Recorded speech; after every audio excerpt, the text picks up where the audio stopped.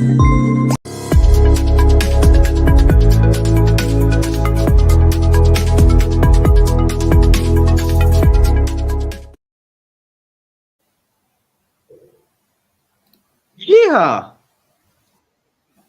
GM, welcome, karibuni, as we say in Kiswahili.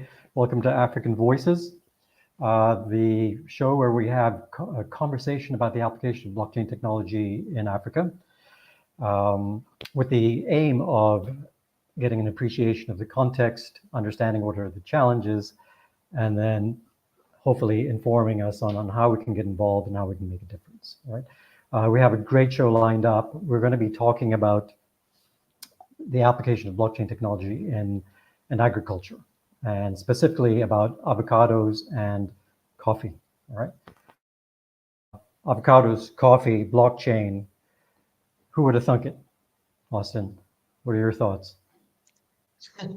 Yeah, it's incredible. When you first brought up this idea for this show last week, I've been looking forward to it every single day. I think it's going to be an exciting one, the tokenization of agriculture, and just hearing what people are doing in all parts of the world. So I'm ready for it. I'm excited. I think there's a huge untapped market when it comes to tokenization of agriculture. So I'm excited to jump into it. So so we have 4 tech-savvy entrepreneurs from Kenya who are going to join us. But before I do that, before we get to them, what I'd like to do is get a sense of who's in the audience. So if you can you please share with us where you're from, so the country. And as we're going to talk about tokenization of assets, real-world assets, on a scale of 1 to 5, just identify whether 1 is that you have no clue as to what it is, what's going on, and 5 if you're an expert. All right, so it will give us a sense of how we want to structure and speak to the audience about this. Right? And then so we'll go through the introductions. We'll bring our team up. I do want to acknowledge first a shout out to Ray of Light, who is in the background, who's helping us run the show. Ray of Light is one of the wise guys, and he has a daily podcast show on YouTube on the Web3 Social, educating us all about crypto and the like. There's Austin DeFi, an original degen, gangster, mobster, leading an effort. Let's go. Yes, about mobbing and also leading an effort about a tap and earn game on Telegram, right? So you're into a lot of things. So thank you very much for your support. There we go. The mob, yes, follow the mob. All right, great. So with that, before we get started, before we bring the audience in, want to give everybody a rundown of what you do with this show and how long you've been running it and what the purpose of African Voices is? Yeah. So you go ahead, share your thoughts. I was lining up for you. I gave you on the T-ball. Okay. I teed it up All for right. you. There we go. Okay. So again, as I said earlier, the whole idea is to raise awareness about what's happening with the technology in Africa, right? And the structure of this show will go about 45 minutes or so. I don't want to go past the hour, but let's learn a little bit about the context. What's happening with agriculture in Kenya, specifically coffee and avocados. Let's talk a little bit about tokenization. What do we mean by blockchain tokenization work? What does it mean to have fractionalized ownership of an entity, okay, or real world asset? And then we'll get into the business case and understand how we can raise funds to support this initiative about moving forward agriculture in Kenya. How does that sound? Awesome. Yeah, okay. I'm ready for it. Okay, Ray, if you can bring up the slides and introduce our guests.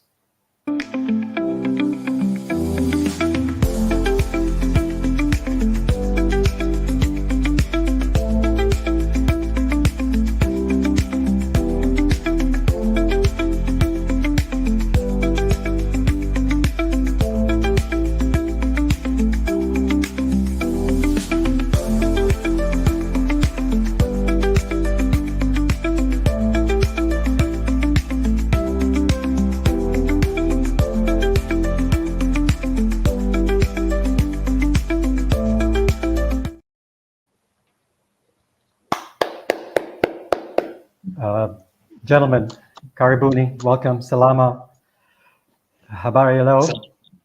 how are you? How are you, Austin? We're How are you, well. Karim? Hi guys. My day was Okay, we going got some good. The good. only thing was missing was y'all, and now it's great. So let's All have a right, good one. wonderful. Okay, so what I'd like to do is get ready with some slides. Thank you all for making it today. A shout out to our audience. Thank you very much. Ray, have you seen any of the results? What are we? Can you tell us about the profile of our guests? Our audience. So we got some folks from Kenya. All right, Kenya represented. Awesome. Anything about our level of understanding of tokenization and blockchain? Love financial description disclaimer. Yeah, this is not financial advice. This is for edutainment, right? Education and entertainment. But this is a very serious subject that I want to get into. Okay, so we're seeing a lot of Kenyans. Great, good, well done. Thank you, George. Welcome, George. All right. Okay, so with us as guests, as you saw in the slides, we have from Project MØcha, we have Peter and Paul. Could you just raise your hand so the audience knows who you are and where you're at? Okay, there's Peter and Paul. Okay, good. And we have Kevin and James from the 1 Million Avocados. Oh, there we go. All right, great. Okay, so I'm just checking on my notes here. Okay. Paul is founder of Project MØcha, third generation farmer, okay, has expertise in finance and strategy, right, and a member of the Blockchain Association of Kenya. Peter has 19 years of experience with innovation and technology, expertise in product management, right, digital marketing, savvy with AI and blockchain technology. We have Kevin, raise your hand. Wave. Kevin has a background in media, branding, marketing, product design, admits to being an avid avocado farmer. And we have James, who is the head of IT and data, self-described techie farmer, all right. Background in computer engineering, has done development on web, mobile, cloud computing. So very representative, I think, of the epitome of what's happening in Kenya. Tech-savvy individuals, young, talented individuals, right? Ray, if you can just bring up my slides, I'll quickly go and sort of set the context. We're going to talk about Kenya for those, the other set, or the third set, the one with 3 slides. We're going to be talking about digitization of agriculture in Kenya. But before that, let me just say, I just wanted to position, here we go. All right, so Kenya has a population of about 54 million. All right, next slide. It's situated in the Horn of Africa, straddles the equator. So we're talking about a GDP of about $76 billion, right? So compare that with Egypt, Nigeria, and the USA. Relatively small. A per capita income of about $2,000, right, annually. Next slide. 2,000 And US this dollars. 2,000 US dollars, yeah. We have a complicated situation here. This political cartoon sort of captures that, all right. But I'll have our gentlemen speak to all of this. We've had physical tremors, and we've had the Gen Z tremors that are shaking up our socioeconomic situation here. So I'll just leave it with that. Those of you who are familiar with what's going on can really appreciate what's going on here. So first, what I'd like to do is talk about the context, right? And so why coffee? Why avocados? What is the importance of coffee and avocados to the economy of Kenya? We know that about 33% of the GDP comes from agriculture. So who would like to take that up? Hello, Karim. Can you hear me? Welcome. Yes, very well. Okay, let me take that up. To begin with, agriculture does 33% of Kenya's GDP, but it employs over 70% of the workforce in Kenya. So it is not only high GDP income for the country, it also a very high employment opportunities for Kenyans and Africa as a whole. So when you're talking specifically about avocado, I will speak about avocados, then hand it over to Paul for him to speak about coffee. For avocados specifically, Kenya did 500,000 metric tons over last year, which is Africa's largest producer, and we exported over 100,000 metric tons, which is also Africa's largest exporter. Given this, we are still fifth behind Mexico, Peru, Colombia. So there's so much room for growth. And considering that only Africa does only 6% of the global avocado exports, and given that this industry will rise from this, is expected to grow from 20 billion current estimation, 20 billion, to by 2030, it will be estimated to be about 30 billion US dollars. There's so much room for growth, and that's why we see talking about our increase of avocado production in Kenya is important. As you had talked about, the GDP of Kenya is around 2,000 US dollars. When you're talking about avocados, this is a potential billion-dollar industry ready to be tapped. It's all about how do we use technology, in this case, 1 million avocados, not just technology. We are looking at precision farming, combining IoT, which is Internet of Things, and also blockchain technology to be able to tap into and capture this potential that lies within the avocado industry.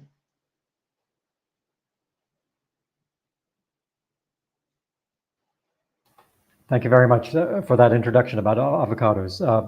So Paul, you're going to speak about coffee and tell us about the salient features of the contributions of coffee to the Kenyan economy and then some.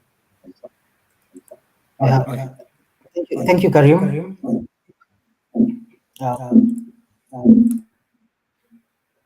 Mine, I'd like to look at it from a different perspective. And as a third generation coffee farmer, I can say that my grandfather had 13 children, and with 600 coffee trees, he took all his kids to school. And currently I have over 3,000 trees, and I spend more money on the farm than it gives back. And I think that's where I'd like to start the metrics for the coffee value chain. It's that it has, a few years back, it was the mainstay earner for majority of the people in the country. And I remember hearing that you didn't need to have money to take your kids to school. All you needed is to be a coffee farmer. And the cooperative where you took your coffee would take care of the school fees. When kids were being kicked out of school for having not paid school fee, if you were a coffee farmer, you weren't part of the children who would be kicked out, because the bill would get paid eventually. Yeah. But currently, it's a shameful thing to say that we are coffee farmers, because we are the poorest of the lot. And if you look at the metrics in terms of the productivity of the crop, our highest year we had 130,000 metric tons back in 1988. And currently we're doing between 30 to 45,000 metric tons on a good year. That's over 70% decline in the productivity, in the GDP, in the contribution of coffee into the economy of Kenya, it's a decline in the incomes of the people. So, and it just goes back to say why the slide that you presented previously, why we are currently in the streets, is because we don't have money in our pockets. And it's because crops such as coffee and avocados and tea, which used to give us money, currently are not doing that. And so we could talk a lot about the GDP, but the simple fact is, as a farmer, currently I don't have money in my pocket.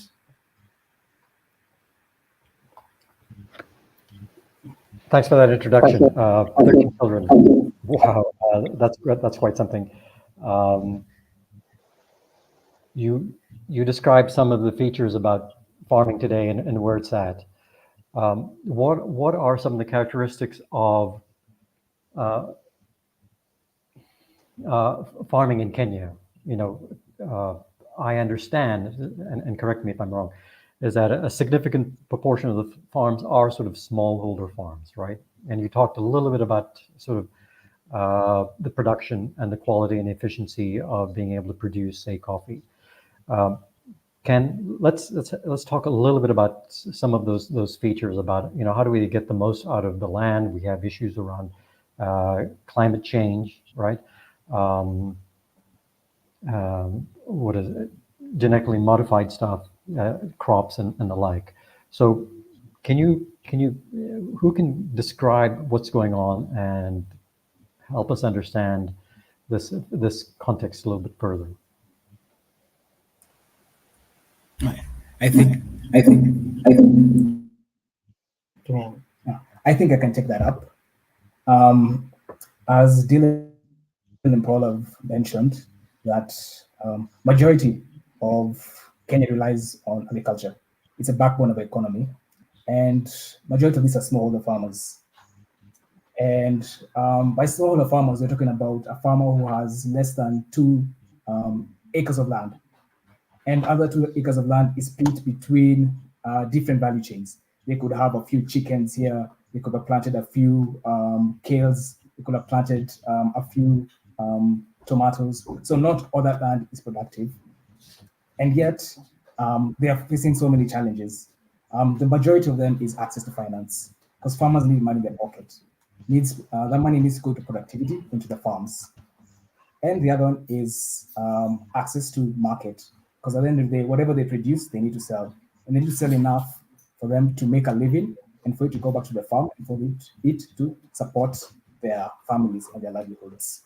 And if you consider these 2 main ones, there are other factors that come into play, such as access to inputs. Now we talk about inputs. These are seeds, fertilizers, crop protection products, different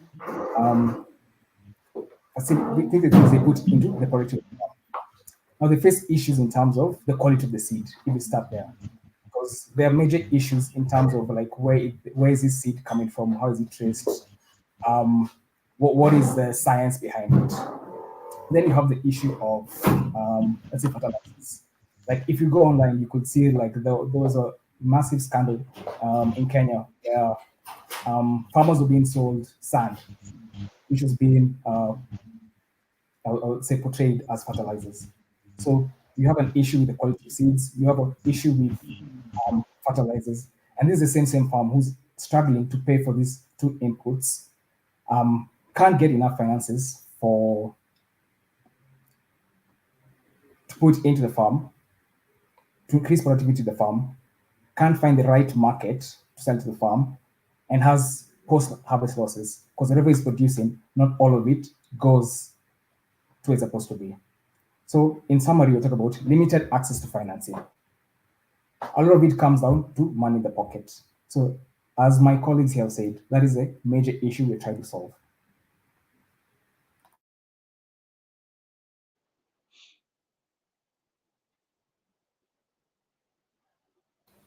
Okay, great. Thank you. Austin, any thoughts on what you've heard so far? Oh, I have so many questions. My mind is blown right now. I can spend the next 3 hours asking y'all questions. For me, I've grown up in the United States. I've spent 99.99999% of my time in the United States.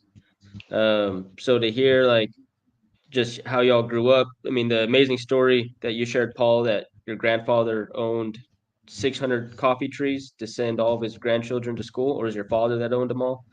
And that was like a way of sending all the children into schools. The more trees you own, the more agriculture you owned. James being 3rd generation farmer, I want to know how you got into tech. Like, how'd you go from farming? What was the farm life like growing up, and how you got into tech? I don't know. I have so many questions about how y'all grew up and how you all got interested and passionate about blockchain and how it's going to fit into like what y'all are wanting to build and what y'all want to create, and then just also the aspect of the market opportunity. Talking about a 70% reduction in the metric tons of coffee coming into the country or grown in the country is ridiculous. So huge untapped market. Fifth, I think you guys said fifth in avocado production. So you got a whole lot more room for growth there too. So, I mean, I'm excited. I don't know. I want to learn as much as I can. And like I said, so many questions, just how y'all came up and how you guys got passionate about blockchain and how you see it fitting in what y'all are doing. So maybe we can ask James about his introduction to tech in agriculture, because there's a lot of interesting innovation happening and the application of the Internet of Things, as we call it, IoT, being able to monitor crop production and then some, and hopefully that will then get into a discussion about tokenization and blockchain and how we can use it for supply chain verification of stuff, access to finance, which Peter brought up earlier. So James, we haven't heard from you. Tell us a little about tech and agriculture. Yeah, hi and everyone. we also have a set of slides too, if you want to speak to those. Sure. So maybe you can be opening those as probably I talk a bit about my background and how the intersection of agriculture and tech came about. So my journey with tech actually is what started first. A long time ago, I think when I was a child, I must have been about, let's say, 12 or 13 years old.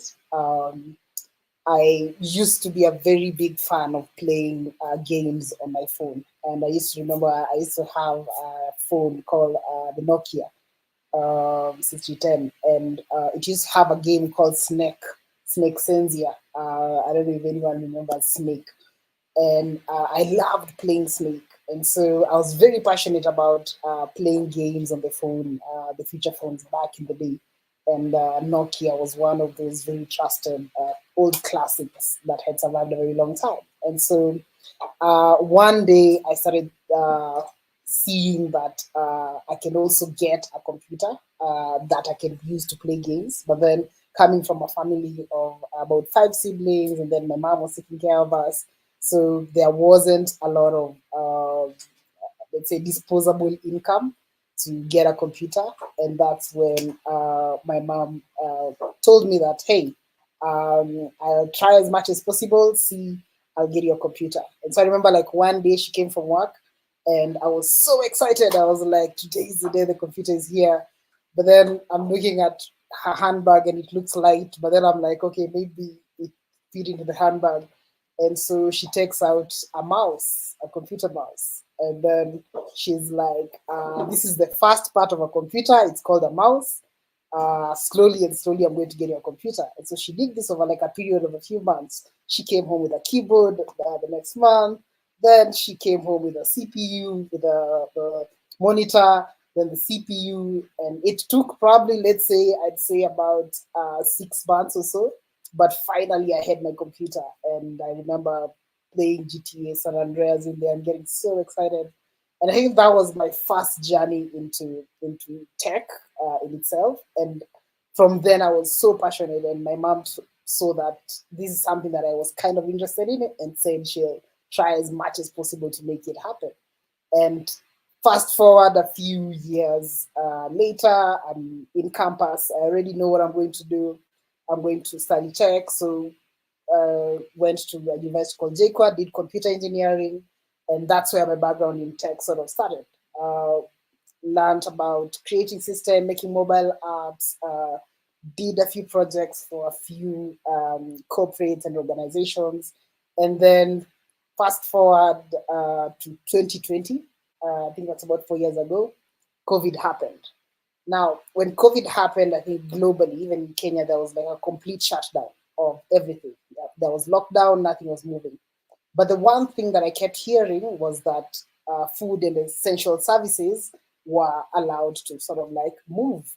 And so it made me think, actually, maybe food is something I need to explore, because it seems even in a global pandemic when everything is shut down and I'm not doing any cloud deployments on AWS or working on any client projects.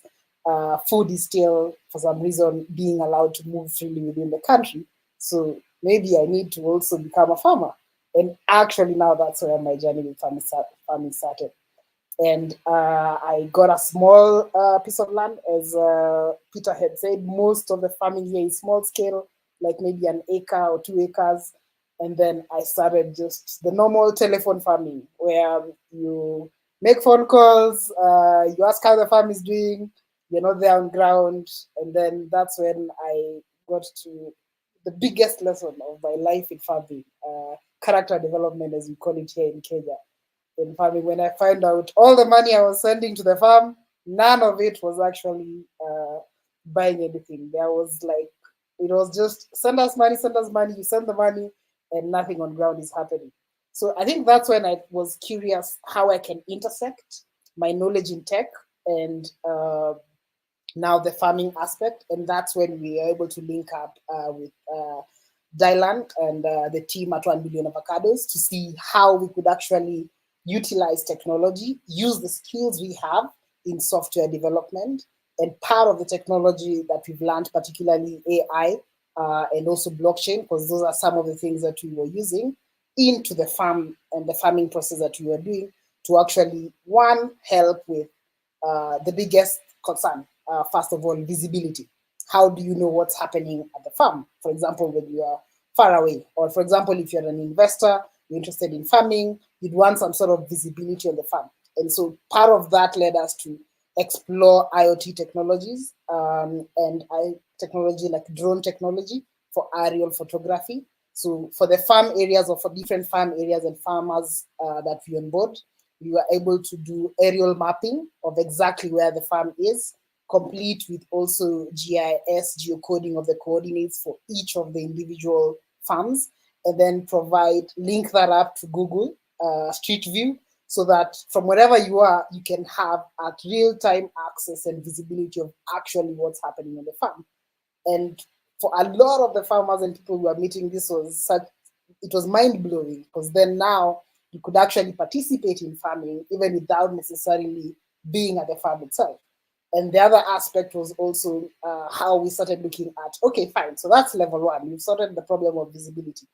What's the next level? We need to see how we can help our farmers sort of like go into the next aspect or the next level.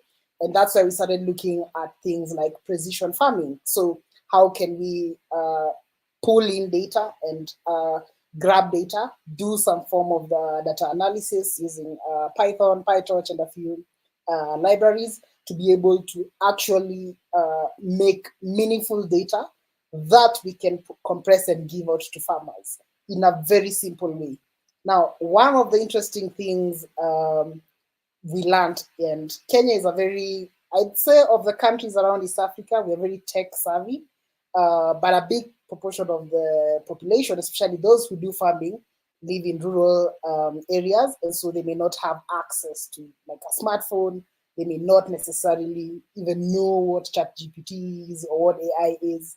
And I think that's where our ingenuity came in, and we were like, can we find a way to abstract all that, compress it, and use tech to present it to the farmer in a way that they understand? So part of what we now explored was using SMS services and notifications, because those work on feature phones. So for example, if a farmer has a question, they can just go on their phone, SMS, ask a question as if they're asking us as OMA, then we plug that into a GPT model in the background, and it responds to them just via SMS on their normal feature phone and a simple USSD service. So you've abstracted all the complexities of tech, GPT, and ChatGPT from the farmer, and still giving them access to have the same level of advantages that any tech-savvy person would have, and utilize the power of AI from just a simple SMS and in a language that they understand, in their normal Kiswahili language. And I think that's one of the things that has been very unique to us as OMA. So I think maybe Dylan can touch in maybe now the blockchain aspect and tokenization, because now that was the third phase of what we were looking at in terms of being providing farmers with technology they can utilize, but now empowering them now from a financial side of things.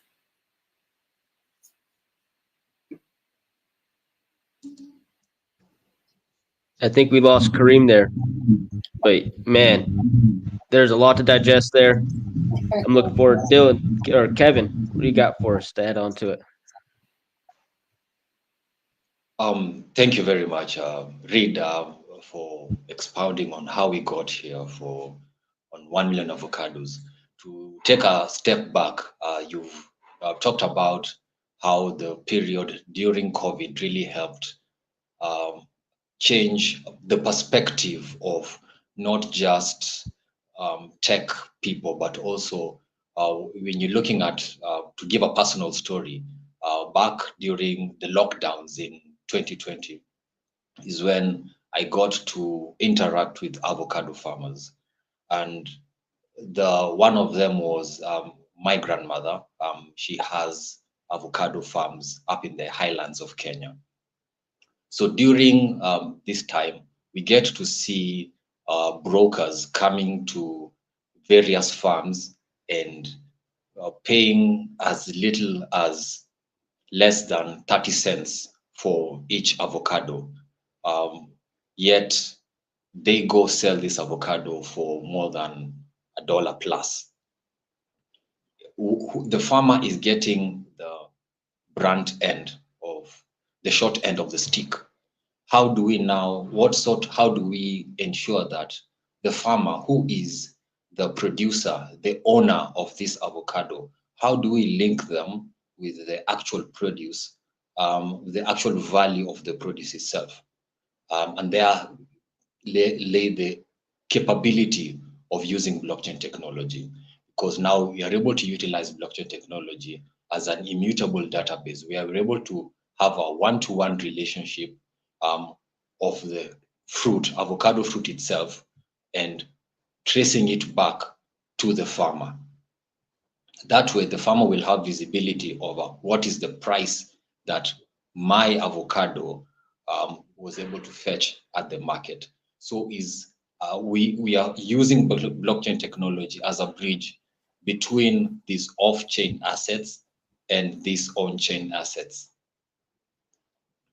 The investor themselves want to purchase this avocado, and our program, particularly this program, we have investors who want to support farmers to be able to not only just grow avocados, but keep on consistently ensuring that this avocado is well monitored. And that's where we are able to employ GIS technology, IoT technology, aerial mapping technology. However, all this information needs to be traced, validated, and verified. And that is where we deployed blockchain technology. So now the farms that we have planted, over 2,000 trees, all of these trees are already on blockchain. You can have visibility over where they are and the current status of this farm. Thank you for showing that map. That is the map of where our current farms are, where we have planted these avocados. All these trees are on blockchain as we speak. They are on OpenSea, and with our partnership with Dimitra Technology, we've been able to have these trees converted into NFTs and available for public, in a public marketplace. So, just so I understand it correctly, so James, you were sending money to farmers and realized that the money wasn't going to them, and also with investors that were buying crops or investing into these farms, they had no visibility of it. So y'all came up with the innovative solution of the aerial mapping, the drones surveying the land, and essentially the surveillance, the visibility, like you said, of the land. And then Kevin, y'all came in and tied the blockchain to it, where people are able to see from source to market what their avocados are receiving in the market price, so they can properly, are they able to get a better price for their avocados? Are they going direct to consumer now and cutting out the market, or how is that working for them to get a better rate on the avocados they're producing? Oh, Kevin down. Yeah. So as Kevin is joining back, yes, now they're actually Kenya able has to been get a having better rate. And the advantage is once we have the assets on chain, then it becomes possible to also link them to the actual global prices for avocados. So what that has done is it has created a scenario where before they used to be taken advantage of by what we call brokers, who essentially are middlemen who go to the farm and buy the avocado at a very let's say throwaway price compared to ideally what the current market price is. But and so now that we've actually plugged them onto the chain and given them also access to real-time information at any one time, a farmer somewhere in Nairobi or somewhere in Machakos, where my farm is, at any time I can actually be able to go onto the platform and ask what's the today's price for avocado. And then instantly, since it's all connected, it's able to kind of fetch the actual market price. And Dylan can also talk about now how also that ties into the chain as well, in terms of helping them get even better prices, especially at also the point of export as well. Brilliant. Sorry, I was cut out there. I had a power failure and the Wi-Fi went out, so it's back. And if I may, so I missed part of the conversation, but I think Austin did a great job of the summary. For the benefit of individuals out there in the audience who really don't understand what blockchain is about, have you spoken about what it is and how it's different from how we transact in traditional ways? And if not, maybe I can share some thoughts.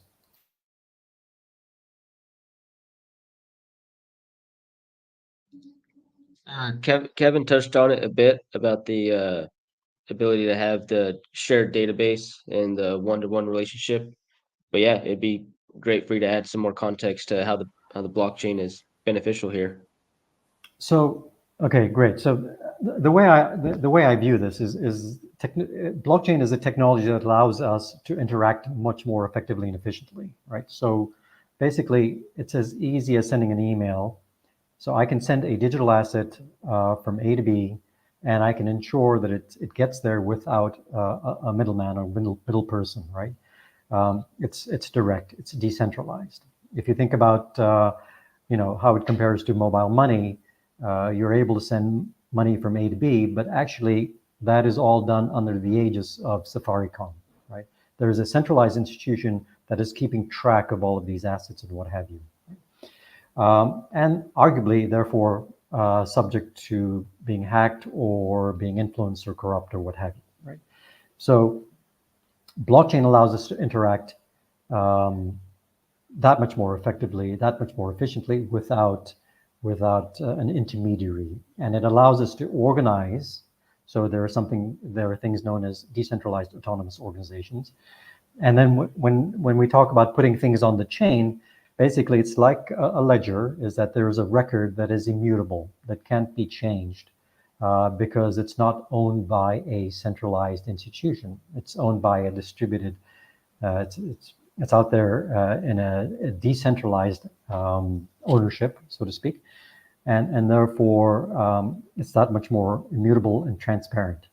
And so when I couple blockchain technology with, say, IoT stuff, then I know that this cabbage came from this farm in Malindi, or this coffee came from this part of Kenya, and so on and so forth.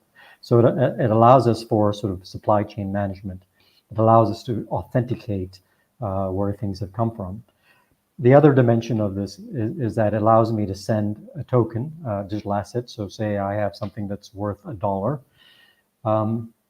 It makes it easy for me to send that dollar to you anytime, anywhere, without having to go to a centralized institution. So without having to wait for the bank to open, right?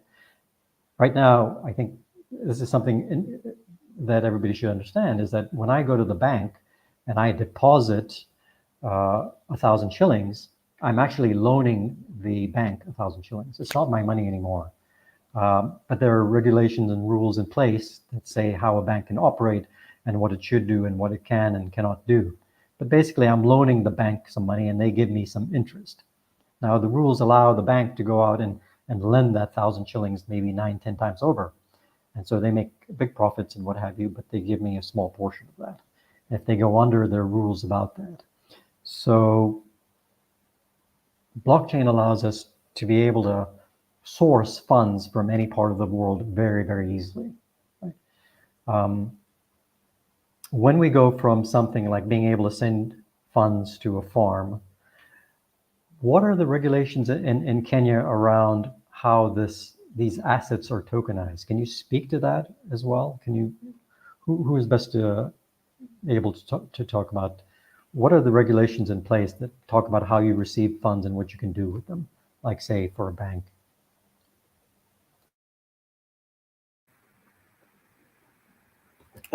Maybe I could pick that up, and just to start from where you ended your conversation, Karim. It's the one thing that blockchain has proven itself, and which we all have a consensus on in terms of the success of blockchain, is proving that it can be used as a financial system. We've proven time and time again that in terms of sending money, receiving money as a store of value, as a unit of exchange, medium of exchange, we have a good case study of Bitcoin having successfully proven itself, and currently is a trusted token that you can use to exchange value. And what you're going to see, and this is how I see it personally, is the next phase of blockchain is we're going to see a lot more money, and let me use the word currency. Some people use the two interchangeably, but I consider them different. We're going to see a lot more money and currency coming into the blockchain, whether it be more tokens, more meme coins, more stable coins, more tokenized bonds and treasuries. And the one thing that the ecosystem lacks is assets, hard assets. And so I see, when I look at the blockchain ledger and I look at the balance sheet of the blockchain, if you look at the blockchain and just view it from a financial lens, it's heavily stacked on one end, where we have a lot of currency that doesn't have much that you can do with it. And possibly, I'm just guessing here, maybe that's why it's highly speculative right now. And because that's ideally the most you can do with it, is just to trade on the prices of the current assets we have, which is currency and maybe a bit of money in it. So I really firmly believe in what we are doing and the potential of Africa in terms of bringing on-chain hard assets that we can then use the money to trade on. And so we can interact, and I can sell you coffee in Bitcoin, or you can buy an avocado tree, or you can even buy a farm perhaps via the blockchain.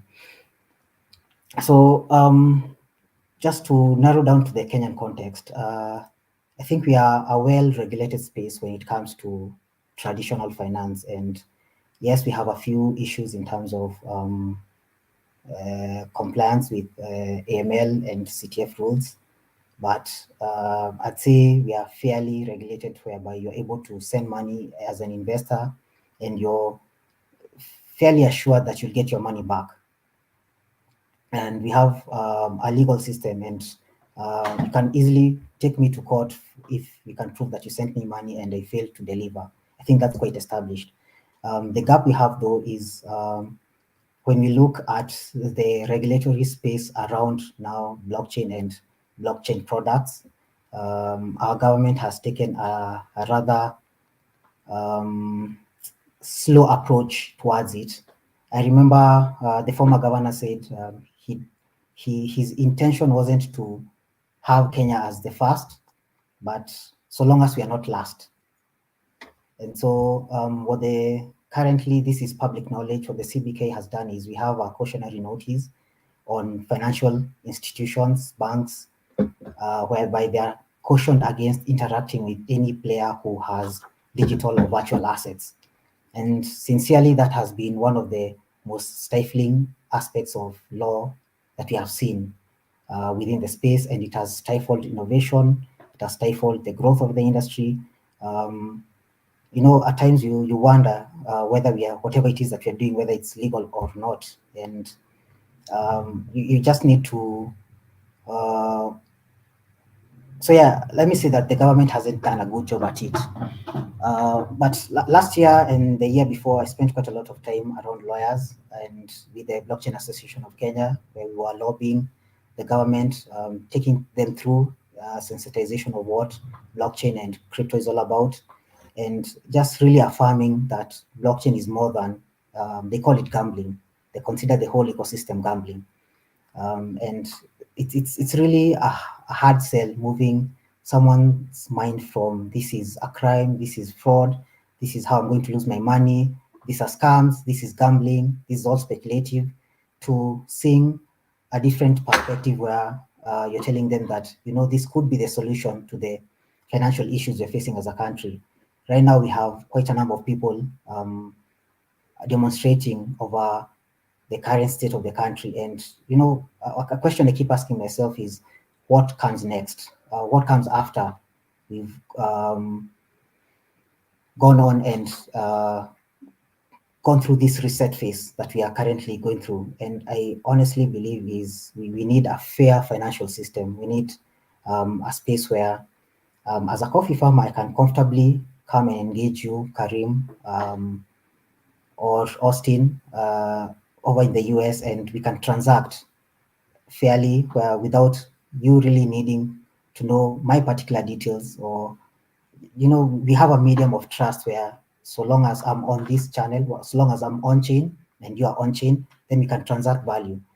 And that's what we're hoping for. And I sincerely believe that currently whatever you're doing is fairly regulated. We have laws around agriculture, we have laws around how to farm, we have laws around how to receive money. The only thing I feel our government has yet to do, which it's actively doing, and credit to them, they are now in the process of putting in place the necessary regulation. But I see this more as a situation where we already have rules around money, we have rules around assets, we have rules around agriculture, and it's just simply adopting the existing rules to fit in our current scenario, where rather than transacting in hard physical assets, we are using digital representations of our assets. I think we already have rules around that. And that's, I think, the good thing around how we have built our tokenization framework, because we started with the law. We appreciated that for you to have a real world asset on chain, you need to go and interrogate the question of ownership. And once you build the tokenization around the ownership of the asset and the identity of the owner, then you're able to produce and bring on chain digital assets that are verified and heavily protect the rights of ownership of the individual owners, and the whole ecosystem is anchored in the current law that we are operating in. Brilliant. Thank you very much for providing some insights on what's happening. We did get a lot of questions from PlantSense about sustainability of seeds and things of that nature. Nandako was asking about how do we get around some of these hurdles. Lawrence was asking about regulations too.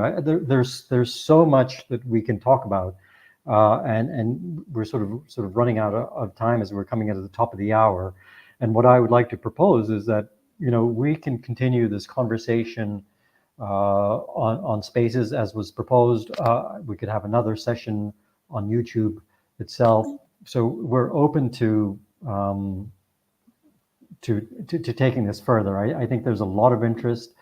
We haven't talked about adoption. You're using other technologies about off ramps, and how you bring money into the system. So Austin, your thoughts? What can we do at this time? I know we have only about 5 minutes left, so we got a couple things that we need to do, and before we close the show. I say just from the amount of questions the audience is bringing in, we definitely do a part two. So maybe we do next week. We do a part two, or maybe a time for everybody's schedule. But part two here on Okay. YouTube. One Yeah. question that I did see that I think would be good to touch on is Nondako said on a personal scale, how can isolated smallholder farmers scale through tokenization, or at the very least increase their incomes? This is something I talked about actually today on a Twitter space, was the ability for people around the world to get access to capital is going to be a great unlock that blockchain brings. And Paul, you touched a lot on that. Kareem touched a lot on that, where now y'all in Kenya will be able to have, through blockchain, be able to have access to funding for the farms and scale them at a global scale, which will bring your local economy, bring you up, as opposed to that money leaving, like y'all creating the value in Kenya and that money being captured in the US or in highly developed tech place. So I mean, that question was I'm curious to hear the answer on that, or what you guys' take on that is. How can the isolated smallholder farmers scale through tokenization, or at the very least increase their incomes?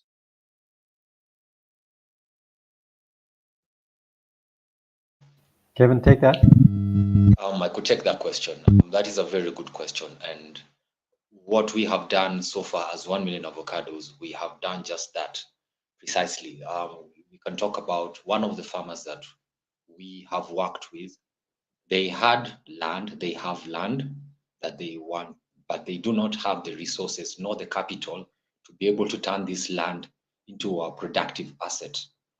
So what we did in our partnership with Dimitra Technology, we onboarded this farmer.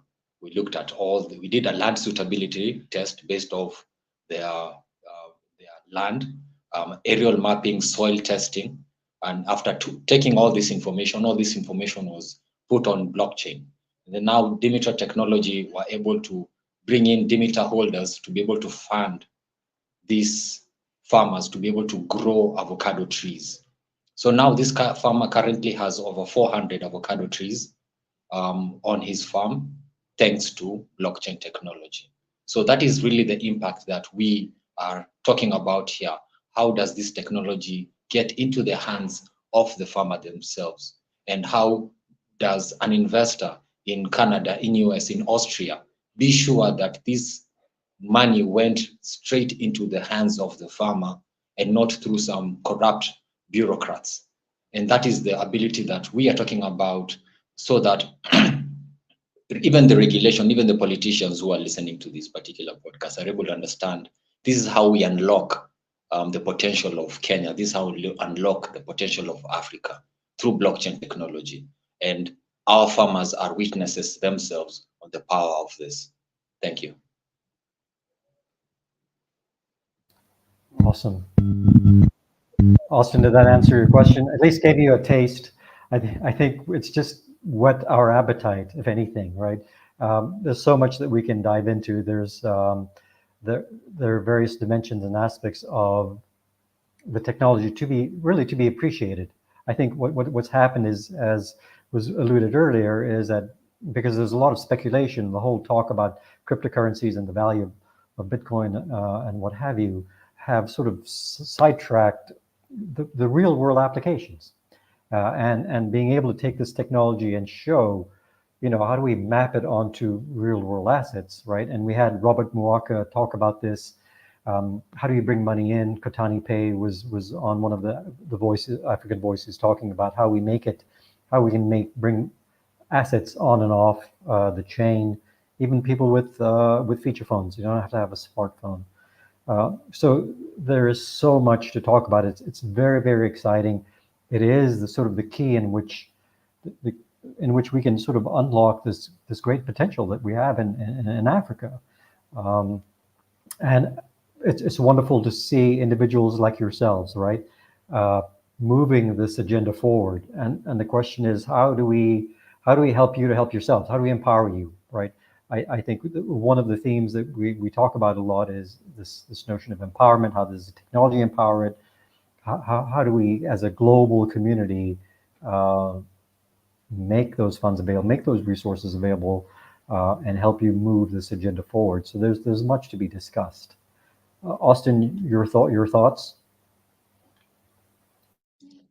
Yeah, I think you hit the nail on the head. I mean, all of you. This right here has potential to capture so much value in the local areas, and that's one thing that where the internet brought was it connected people all over the world, and it was able to find value in places all over the world.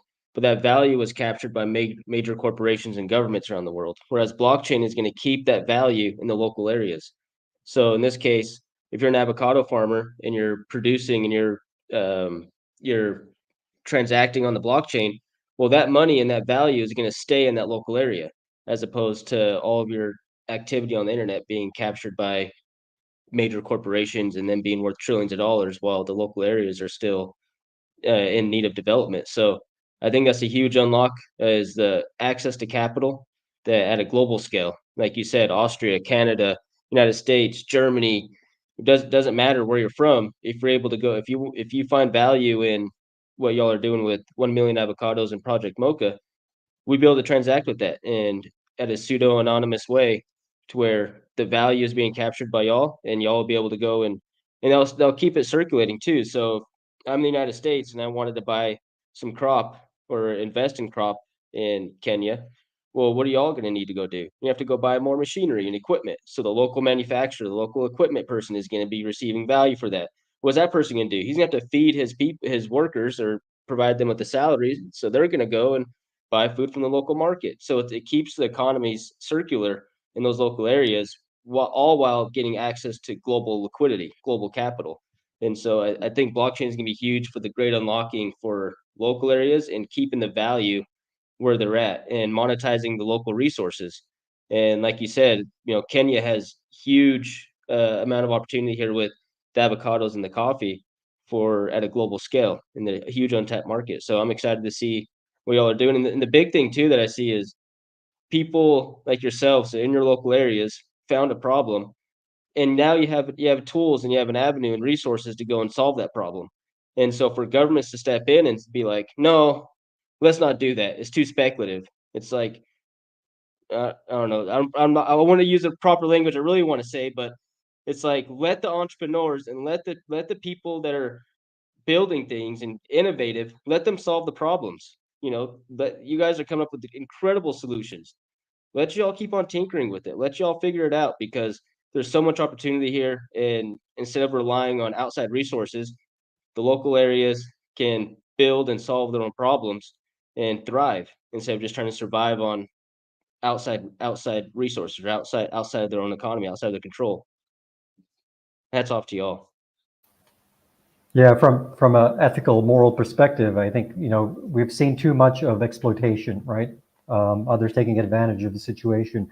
It's time to take back that power, and blockchain enables all of that to happen, right? To crowdsource, to be able to fractionalize ownership of things, and keep that economy circular, and empower those that are making things happen. Ray, we haven't heard from you. Comments, thoughts? No, just like Austin and you've been talking about, Kareem. That's why I love these shows, because we do get to see. We're always in our own little bubble here in the U.S. or obviously me in my little room here is like a staple for me. But it's amazing to see, like I said, people using this and really getting after it. And you don't need. That's what's really going to happen. That's why we love this whole revolution. That's why we talk about it like this. It's incredible. And yeah, you can see, I mean, you guys got a whole bunch of people talking about, very interested in what you're doing. You're going to spark all kinds of amazing things and innovation in your country. And that's awesome. Kudos. Right. And, don't mean to jump off too, but I think people also been, I don't know if you had the QR, should I bring up the QR code too? Yeah, bring it up. Hopefully it's, Austin, you have some extra time. Yeah, we have we added extra time for that. And Oh, good. so for everybody that tuned into the episode, Ray's going to pop up a QR code here. It's a collectible stamp, so you can collect something for the African Voices Tokenization of Agriculture. And it's a collectible stamp just to prove of your attendance and that you're here. So he's going to pull up a QR code. We'll all be able to scan it and be able to collect the stamp ourselves. That's what the chain's all about, bro. Okay, drink up, drink up. I think what we'll do is we'll go off air, but while we're in the background, we'll discuss how we move forward with part 2, right? And we have lots of venues. Austin has his morning alpha show, Ray of Light with the Wise Guys in the evenings.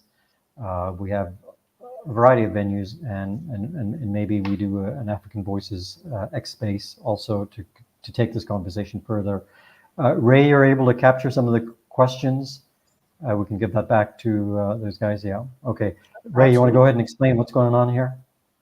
Oh yeah, no, absolutely. What we did, just like you said, Kareem, and we kind of just minted a collectible stamp, right, on a brand new layer 1 blockchain. It's like you said, it's a commemorative of just you guys. It's you guys right here on the show. So very cool, and you see all kinds of innovation happening, and yeah, you got all kinds of things on Opus AI. This was an event, had a lot of people watching, so very successful. You guys are awesome. And great stuff. I don't know if Austin had anything else to add. There's just a lot of stuff going on. A lot of people are doing amazing things. And I just did again. Congratulations, guys. It was great. Great show. Yeah, the only a couple of things I would add is hats off to y'all. I think on X alone on the live stream, because this is streaming on YouTube and Facebook and Twitch and X and all over the place. There's probably over 200 or 300 concurrent listeners throughout this entire show. So shout out to y'all. That is a lot of interest in what's going on and what you guys are doing. And then also the other thing I wanted to add was how do we find y'all? What's the proper websites? What's the proper Twitter accounts? Just so that if anybody wanted to do some more digging or look into it some more, how do they find y'all?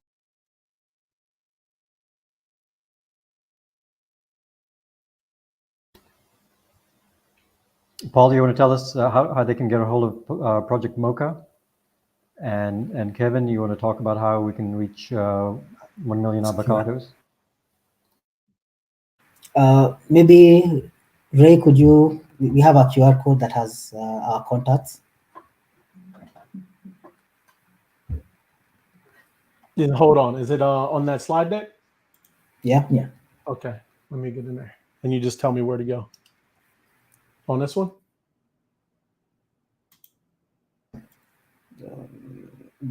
The other one?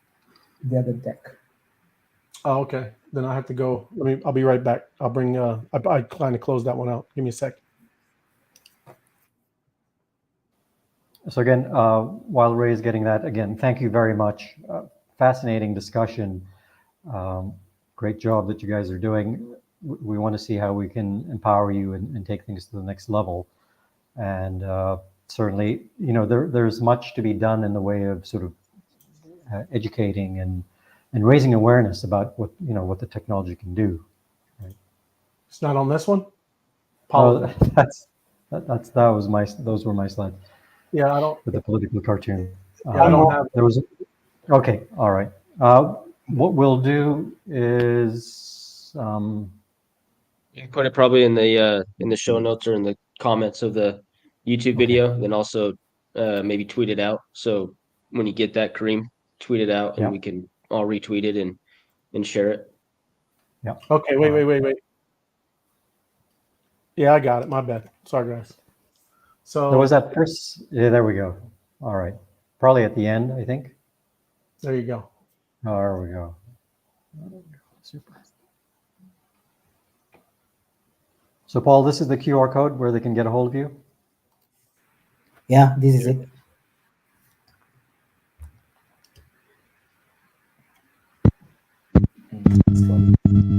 Follow Joe. Let's go. For 1 million avocados, you can just search 1 million avocados on all social media platforms. We have a website, 1millionavocados.com. On all socials from X,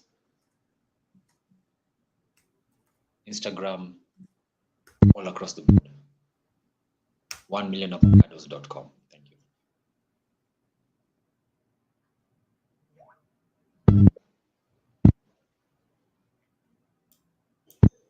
Is this the right? Oh, it's not going to show. I'll put it in here too.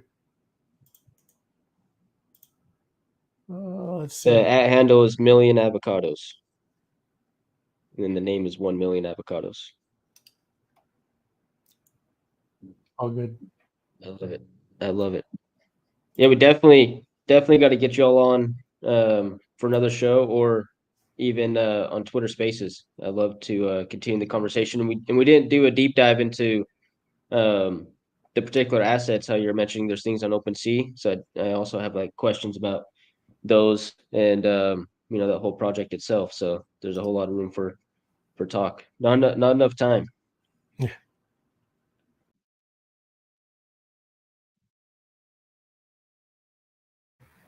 Oh yeah, we definitely look forward to engaging more. I think this is a conversation that, who knows, could take a number of sessions, a couple of weeks to fully exhaust it. So, and thank you for the time. Thank you for the audience. Yes, thank you very much. Shout out to all those who jumped in to watch. We appreciate it. Smash the like, subscribe. Allows us to bring us that much more content and gives us some feedback. So we appreciate that.